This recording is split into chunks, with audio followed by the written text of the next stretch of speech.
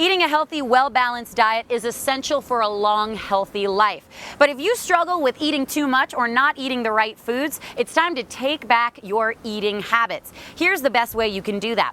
The first is to cook more. Now, there's a common misconception here. You have to be a good cook or spend a lot of time in the kitchen to cook for yourself. Not so. Not only is there a wealth of information out there with cookbooks and websites geared towards beginner cooks and making fast, healthy, fresh meals using only a handful of ingredients, you'll find sometimes that simplicity tastes the best. And also, think about this. The time that it takes you to get into your car and go pick up that takeout or wait for the delivery man, you could have created a healthy, nutritious meal for you, cleaned up the kitchen, and packed up your leftovers for lunch.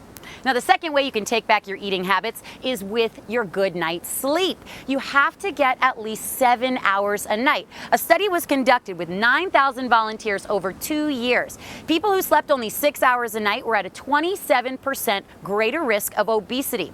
That number jumps to 73% with only 5 hours of sleep a night. So again, that magic number, 7 hours of sleep a night.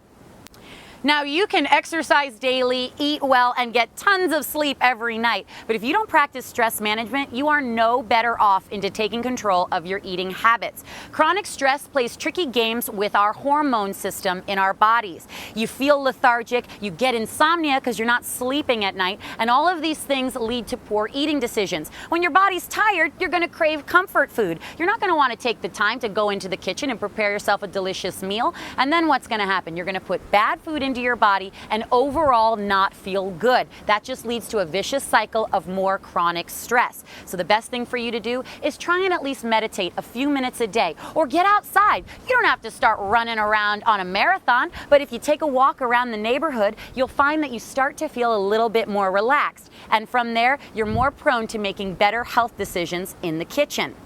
These are just a few of the ways you can take control of your eating. For more information, be sure to like us on Facebook and visit us online at thealternativedaily.com.